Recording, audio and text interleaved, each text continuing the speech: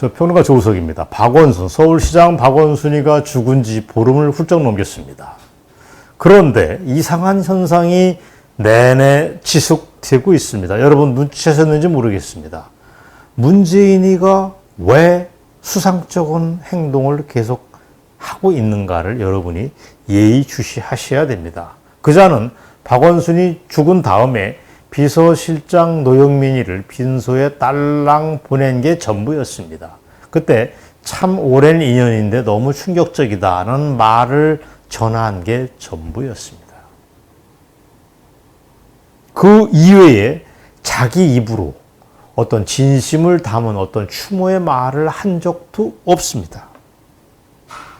문재인이가 이렇게 차가운 사람이라는 걸 우리는 알고 있지만 이자가 이게 도를 지나치고 있습니다. 동시에 지가 자칭 페미니스트라고 떠버렸던 사람 아닙니까?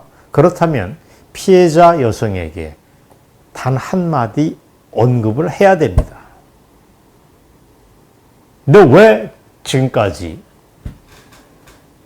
단 한마디 언급도 하지 않고 침묵을 지키고 있는지 저는 이해할 수가 없습니다. 웃기는 행태가 아닐 수가 없습니다. 여러분, 지난 3월에 문재인이가 어땠던가를 기억해 보시기 바랍니다. 그때 문재인은 펄쩍펄쩍 뛰고 있었습니다. 장자연 사건, 김학의 사건을 얘기를 하면서 그거를 재수사를 해야 된다고 지시를 했고, 이따오 얘기됐습니다. 사회특권층에서 일어난 사건의 진실을 규명하지 못한다면 정의로운 사회라고 말할 수 없다고 굉장히 흥분한 투로 짓거려 댔습니다. 그러던 문재인이가 지금 어디로 간 것입니까? 글쎄, 문재인의 두오골 중에서 어떤 게 진짜 모습인가를 우리는 묻고 있는 것입니다. 박원순이가 성추행으로 죽어나자 빠진 걸 두고 서울시청 여비서가 저렇게 곤혹스러운 상황에 내몰리고 있는 걸 가지고 사회특권층에서 일어난 사건의 진실을 규명하지 못한다면 정의로운 사회라고 말할 수 있느냐라고 물어야 될 때는 바로 지금인데 왜 문재인은 입을 꽉 닫고 있는지 답답한 일이 아닐 수가 없습니다. 오죽하면 중앙일보의 한 논설위원이 그런 태도를 가리켜서 주말에 나온 칼럼에서 비정한 침묵이라고까지 언급했을까요? 비정한 침묵. 아주 재밌습니다. 자, 그때 칼럼을 캡처한 사진을 보시겠습니다. 참 울림이 괜찮습니다. 문재인의 비정한 침묵 이렇게 되어 있습니다. 중앙일보의 가장 좋은 자리에 실려 있는 칼럼이 문재인의 비정한 침묵입니다. 왜 박원순 의혹의 밑에 부제를 보십시오. 2주째 침묵을 하고 있느냐. 당신 뭐 하고 있느냐. 성폭력 진실에 규명의 목소리를 내야 되는 거 아니냐는 얘기를 사람들이 하고 있습니다. 좋습니다. 참으로 저는 울림이 있는 말이 비정한 침묵이라고 하는 말이라고 봅니다. 더러운 권력이 무언가를 숨기고 있다는 뉘앙스를 풍기고 있습니다. 좋습니다. 저는 그러나 이 칼럼에서 정말 중요한 얘기인지 하지는 않았습니다. 그래서 좀 짜증이 납니다. 자, 문재인의 더러운 침묵, 비정한 침묵에 이어서 또 다른 것도 걱정이 됩니다. 참 기막힙니다. 민주당 대표 이해찬과 자칭 대권주자라는 이낙연은 지금 뭐하고 있는 것입니까? 이해찬이는 완전히 나 몰라라 하는 표정으로 엉뚱한 데 코박고 있어 욕이나 얻어먹고 있습니다. 이낙연이는 한 말 더 하고 있습니다. 대통령이 말을 하지 않는 것도 반응이 하나라고 하는 말장난까지 퉁퉁 하고 있습니다. 이낙연의 발언을 캡처한 사진으로 보시겠습니다. 이겁니다. 외신도 문재인을 때리고 있는데 그 옆에서 이낙연이는 헛소리를 하고 있습니다. 말을 하지 않는 것, 말을 아끼는 것도 반응이 하나다. 이게 무슨 개소리고 말장난입니까? 있을 수 없는 소리입니다. 아주 능구렁이 같은 저자의 표정을 보면 누구 못지않게 이낙연이가 싫어지는 게 바로 요즘입니다. 당신이 보다 열려있는 사람으로 바뀌길 원합니다. 정말 능구렁이 같은 태도입니다. 자, 저한테로 오시면 됩니다. 여러분, 이게 이상한 상황이 아닙니까? 박원순이 죽기 바로 직전까지 그린벨트 문제로 극한의 갈등을 벌여왔던 세 사람이 누굽니까? 문재인, 이낙연, 이해찬 아닙니까? 달리 말해서 죽은 박원순과 가장 밀접했고 동시에 갈등을 빚었던 이해 당사자가 그 세 사람입니다. 그런데 저자들이 왜 그렇게 지금 입을 꽉 닫고 있는지 저는 어이가 없습니다. 대답하기가 어렵거나 입장이 곤란할 때 사람들은 묵비권을 행사합니다. 뭔가 감추고 싶은 것이 있기 때문에 그런 짓을 하는데 박원순 죽음 이후 그 죽음의 실체를 가장 근접해서 알고 있는 사람들이 저자들인데 저자들이 지금 모르쇠로 일관하고 있습니다. 저는 저 세 사람은 박원순 사망 직전 가장 갈등이 심했던 당사자들이고 수사가 재개가 된다면 거기에서 제외돼서는 안 되는 그룹이라고 저는 판단합니다. 자, 100번 양보하겠습니다. 서로 저자들이 살해에 가담했다라고 하는 의혹이 사실이 일리가 없겠죠. 설마 대한민국 정치가 그 정도로 병들었다고 저는 보진 않습니다만 의혹은 의혹대로 남아야 됩니다. 그러나 그자들이 살해했다라고 하는 박원순이를 살해했다는 의혹이 사실이 아니고 자살한 게 맞다고 치겠습니다.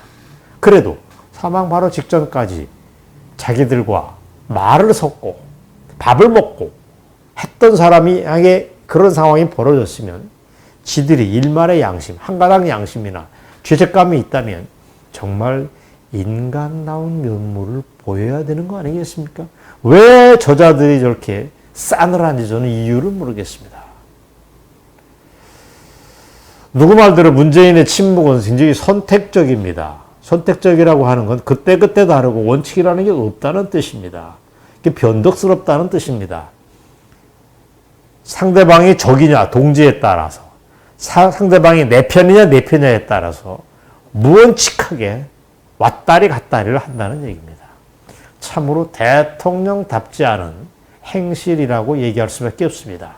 그거야 원래 쟤네들 좌빨애들이 위선과 거짓을 뒤범벅하면 뿅뿅뿅 하고 나오는 게 바로 좌빨입니다.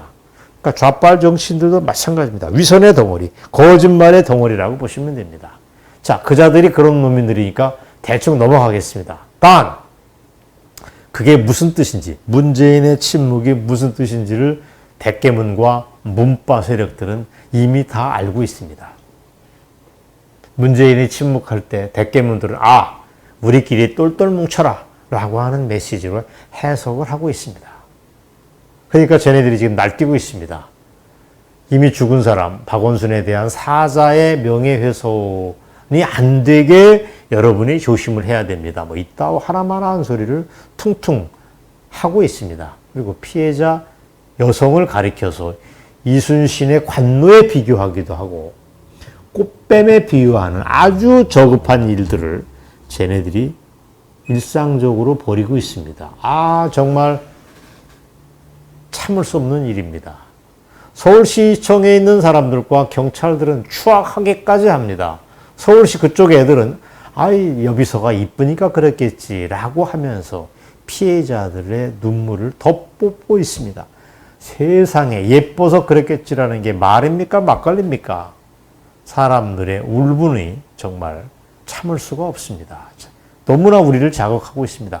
경찰은 아예 수사 의지를 의심받고 있습니다. 아예 안 하고 뭐하고 널브러져 있는지 모르겠습니다. 원래 지도자가 덕목이 부족하면 나라가 어지럽습니다. 해괴한 일들이 생기는 법입니다. 권력 말기 현상이 이토록 더럽게 펼쳐지고 있다고 하는 것을 여러분이 기억해 두시기 바랍니다. 자, 지금부터 중요한 말씀을 드리겠습니다. 아무리 생각해 봐도 문재인과 이낙연 그리고 이해찬은 박원순 죽음을 가장 가까이에서 알고 있는 사람들이 분명합니다. 그린벨트 문제 등을 둘러싸가지고 가장 자주 만났고 입장이 대립했던 사이입니다. 살아있는 권력이냐 차기 권력, 차기 대권 주자 해가지고 눈에 안 보이는 갈등도 있었습니다. 때문에 박원순 죽음과 관련해서 나부터 조사해라. 그게 국민적 의혹에 푸는데 도움이 된다면 나부터 조사하라고 언급하는 게 저는 아주 훌륭한 태도일 거라고 지금도 생각합니다.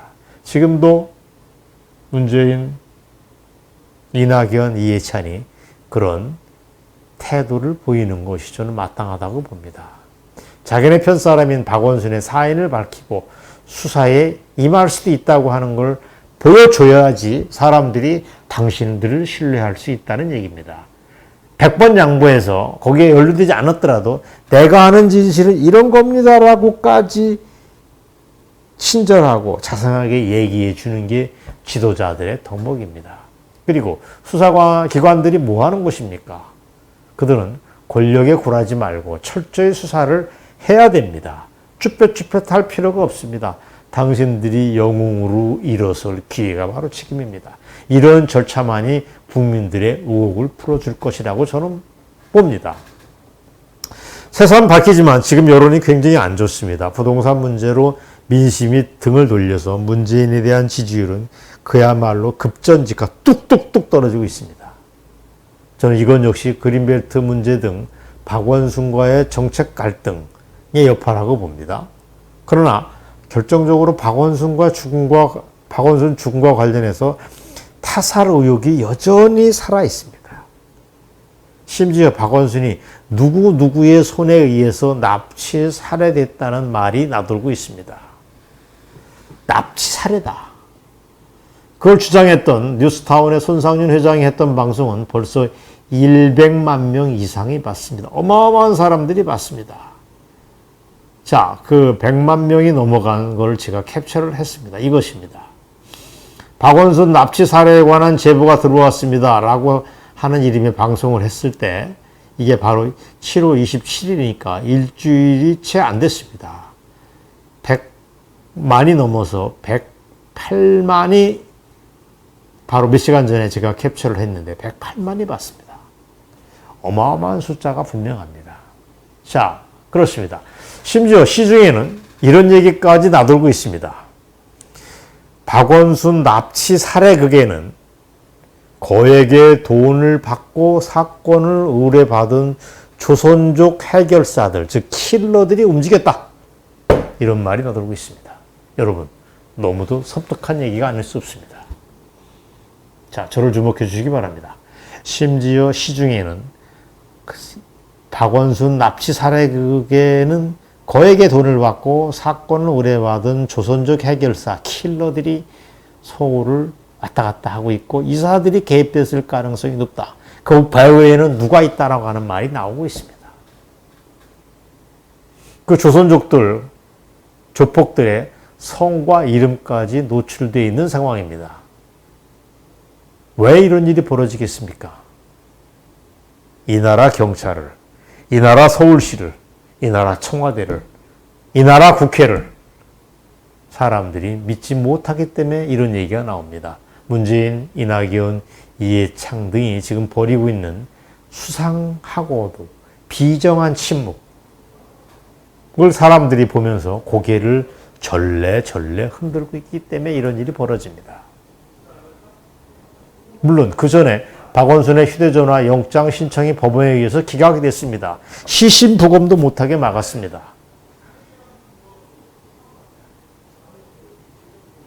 휴대전화 수사도 못하게 하니까 이런 의혹이 제기되는 것 아니겠습니까? 왜 좌빨들 인사만 죽으면 이따오 일이 사건의 실체를 가리는 일이 벌어지는지를 우리는 궁금해하고 있습니다. 또 제가 말씀드린 대로 미투에 걸려서 아무리 창피하고 굴욕적이라도 미투에 걸려서 죽은 사람은 없었습니다.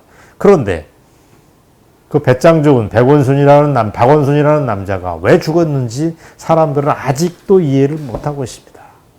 미스테리 중에 미스터리가 아닐 수 없습니다. 100만 명 인구의 사람들을 관여하는 서울시장이 죽었는데 위조됐을지도 모르는 그따위 서류 한 장, 유서 한 장을 달랑 믿고 여러분 내 말이 맞으니까 믿으십시오 라고 당국이 얘기합니까? 입 닥치고 가만히 있어라고 얘기하면 우리들이 그렇게 있어야 됩니까? 저는 사람들이 조용한 반항을 지금 하고 있다고 봅니다. 조용히 추력을 발휘하고 있습니다. 자, 오늘 방송의 마무리입니다. 박원순 사건이 터진 지 보름을 훌쩍 넘긴 지금 진실이 아주 저는 정말 어이없게 툭 튀어나올 가능성이 있다고 봅니다. 왜? 이해 당사자들이 여러 명이기 때문에 그렇습니다. 그래서 그 거대한 의혹이 결국은 밝혀져서 좌빨 세계에 대한 단죄로 이어질 수 있다고 저는 확신을 합니다. 조금만 기다려 주시기 바랍니다. 여러분이 원하는 진실의 실체를 제가 여러분들에게 보여드리도록 하겠습니다.